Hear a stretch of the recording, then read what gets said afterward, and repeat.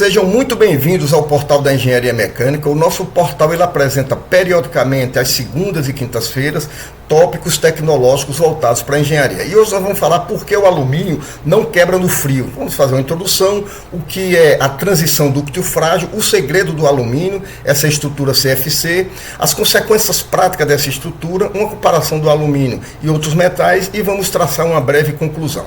Ok? Pois bem, se você não sabia, nem todos os metais ficam frágeis quando exposto ao frio, tá? Ao frio extremo. Por exemplo, enquanto muitos aços carbono, como por exemplo aqui, aços comuns, eles podem quebrar facilmente, né, em temperaturas negativas, você tem, por exemplo, metais como alumínio, cobre, níquel e suas ligas, que eles continuam dúcteis, né? Ou seja, eles conseguem se deformar em baixíssima temperatura sem que eles se rompam, sem ficar quebradiços, tá? Então vamos tentar nesse vídeo descobrir o segredo por trás dessa técnica, dessa capacidade desses materiais, com foco apenas no alumínio, tá bem? Ok? Vamos tentar entender o que acontece dentro de sua estrutura atômica, o que garante essa incrível resistência ao frio, ok? Pois bem, primeiramente, o que é transição dúctil frágil, tá? Essa transição dúctil frágil que a gente tanto escuta falar, ela é a mudança, né? A mudança de comportamento em alguns metais, como certos aços, por exemplo, quando resfriados. Então, acima de certa temperatura, aqui é a transição dúctil frágil do aço carbono. Acima de certa temperatura, tá? Ele está na região dúctil, ou seja, ele se deforma plasticamente, ele suporta absorve grande capacidade de choque de energia, ele consegue em torno de 200 joules, por exemplo. Só que abaixo de determinadas temperaturas, tá? Por exemplo, no caso aqui, menos 20, pode ser aí, essa aí depende muito do teor da composição do aço, né? Mas abaixo de certa temperatura, eles rompem de forma súbita e quebradiça, eles se tornam frágeis. Aqui é uma região em que ele praticamente não absorve energia, tá? Você vê a região que ele chega a zero, a partir de mais ou menos menos 20 graus Celsius, ele entra na região de baixa energia. E aqui, a região de alta energia. Então, o que ocorre? Nessa região, entre a região de alta e de baixa energia, existe uma região aqui que nós vemos entre 0 e menos 20, em que o aço vai, à medida que ele vai esfriando, ele vai perdendo capacidade de absorver energia, vai diminuindo a capacidade de absorver energia, vai ficando frágil, até que a partir daqui ele se torna totalmente quebradiço. Então essa região é o que a gente chama de região de transição dúctil frágil, principalmente aqui para o aço carbono. É claro que existe essa mesma para outras ligas, tá? Então essa transição dúctil frágil, ela é típica de muitos metais com estrutura cúbica de corpo centrado.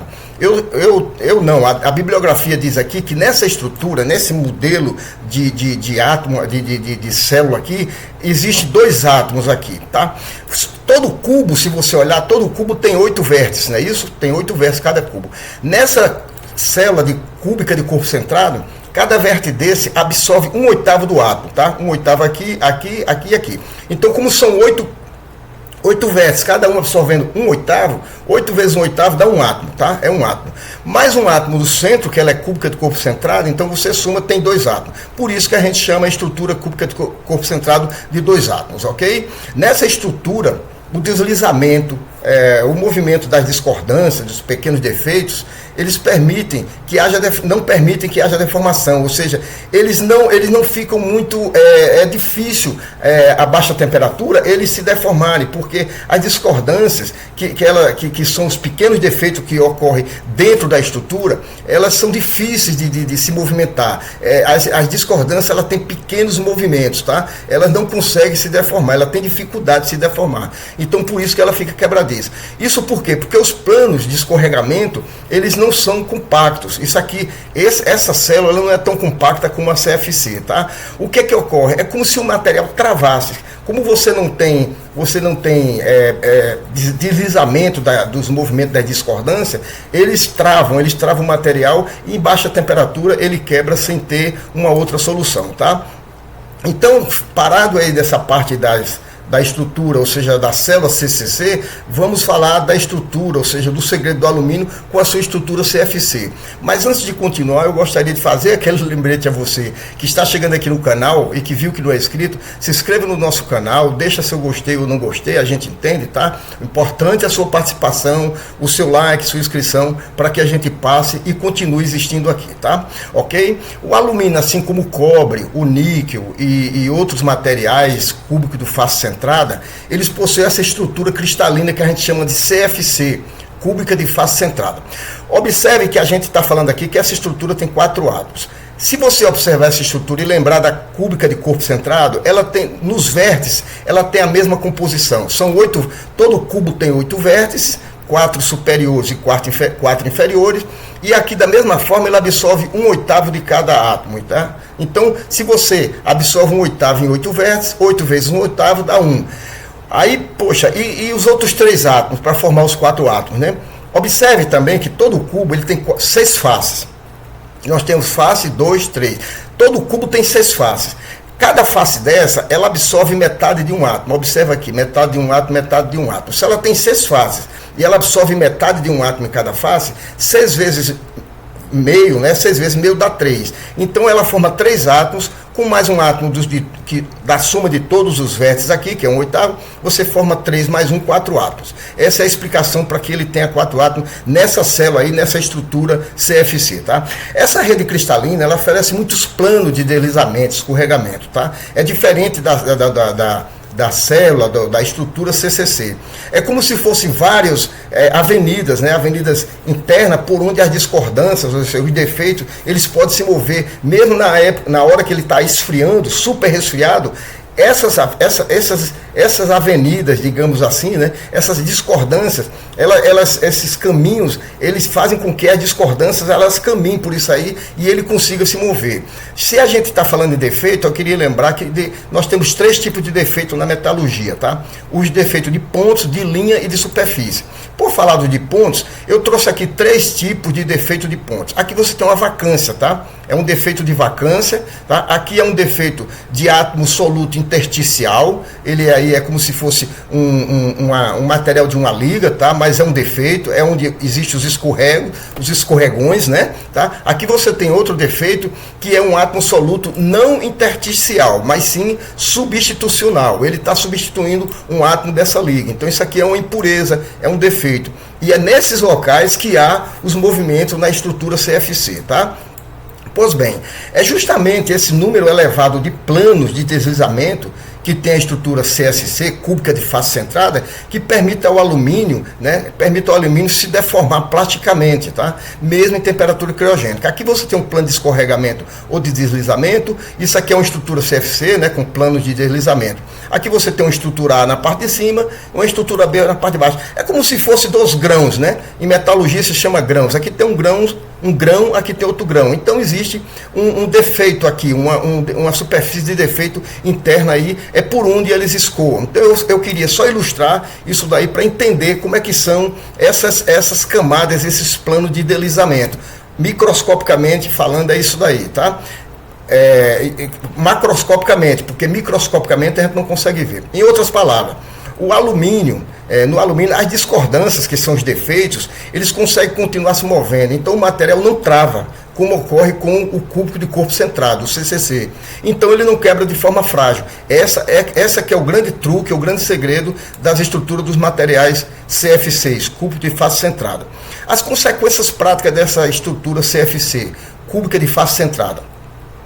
Enquanto, por exemplo, nós vimos que o aço carbono, a partir de menos 20 graus, ele a menos 20 graus, e o aço liga, geralmente, a menos 100 graus, por exemplo, esse tipo de comportamento, a menos 20, o aço carbono, e a menos 100, o aço liga. Eles podem falhar, tá?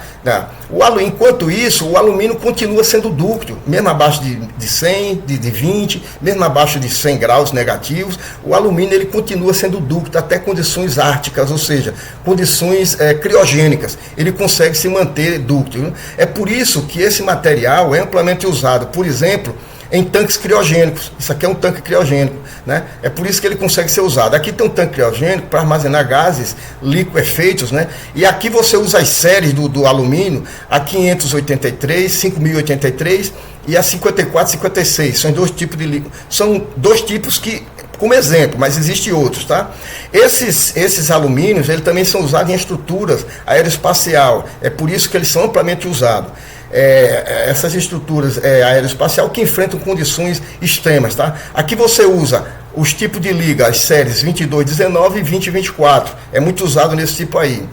E navios que operam em mares gelados, por exemplo, você usa as séries 5083, 5456, 5754. São as séries que você usa em navios que operam em mares gelados, tá bem? Em todas essas aplicações, pessoal, a ductibilidade em temperaturas baixíssimas, né, garante uma segurança, confiabilidade e longa vida.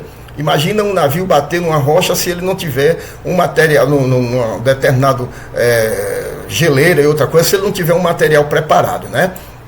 Pois bem, comparando finalmente o alumínio com outros metais, a gente tem o seguinte: tanto o alumínio como o titânio, aço inoxidável, cobre, níquel, todos eles eles não apresentam a transição ducto-frágil, ou seja, eles não têm aquela transição, eles são sempre ductos, né? Porque todos eles mantêm ductibilidade, mesmo em temperaturas criogênicas, né? Então, tanto o alumínio, o titânio, aço inoxidável, cobre, o níquel, eles não têm essa transição, né? Todos eles têm essa mesma característica, tá? Então, a que se deve a maior aplicação do alumínio? Já que todos esses aqui, eles têm as características iguais. E por que se usa muito alumínio em sistemas criogênicos? Primeiramente, que a maior aplicação não se deve somente ao custo, ao baixo custo do alumínio, mas é porque existe um conjunto de outros fatores que faz com que o alumínio seja preterido nesse caso. Por exemplo, ele tem um maior equilíbrio de custo, né, equilíbrio entre custo, a leveza, facilidade de fabricação leva vantagem. Por exemplo, o titânio é leve, mas já o inoxidável é pesado. Então, nesse conjunto de dados, se você leva em conta equilíbrio de custo, entre custo, leveza, facilidade de fabricação, resistência criogênica, por isso que esse metal alumínio, ele domina, essas ligas de metais, elas dominam esse setor de criogenia, tá? Pois bem, o segredo do alumínio, portanto, ele está na sua estrutura cristalina CFC, cúbica de face centrada, né? Que oferece muitos planos de deslizamento. E falando em plano de deslizamento, eu trouxe aqui alguns exemplos. Por exemplo, isso aqui é uma célula CFC com átomos centrados aqui em cada face e um plano de deslizamento nessa posição. Mas essa estrutura CFC oferece vários outros tipos. Por exemplo, você tem aqui um plano de deslizamento facial, um diametral e um outro quase que em forma desse aqui, mas pegando o verso diferente. Ou seja, a estrutura CFC, microscopicamente, ela oferece muitos planos de deslizamento para que aquelas impurezas, aqueles defeitos, eles consigam escoar, mesmo em baixíssima temperatura, tá? Pois bem, esses planos que nós estamos vendo aqui, eles facilitam o movimento das discordâncias, né? Que são pequenos defeitos, mesmo em baixa temperatura, impedindo que o material fique quebradiço. Isso aí impede mesmo, tá? Enquanto, por exemplo, os ácidos carbono, como nós vimos, ele tem essa transição ducto-frágil aqui, que você está vendo, que nós mostramos, né? Aqui a estrutura CCC, tá? E aqui a estrutura CFC. Enquanto ele tem a transição, o alumínio não. Enquanto ele tem essa zona de transição que vai perdendo capacidade de absorção de energia, o alumínio ele mantém, tá? Em alta absorção de energia, independente da temperatura. Aqui nós estamos menos 100, mas ele vai a menos 190, a menos 200. Então o alumínio, ele mantém ductibilidade e tenacidade, podendo ser usado até em condições criogênicas, como eu falei, em menos 190 graus Celsius por aí, tá bem? Pessoal, nós chegamos ao final do nosso bate-papo. Eu espero que tenha trazido alguma informação que tenha importância para você. Espero que, se você não deixou seu like, que você deixe seu like. Isso nos ajuda muito a nos manter vivo aqui no nosso canal, tá? E a sua participação nos comentários, vendo outros vídeos do nosso portal, nos ajuda também, tá bem? Um grande abraço e até o próximo vídeo. Tchau!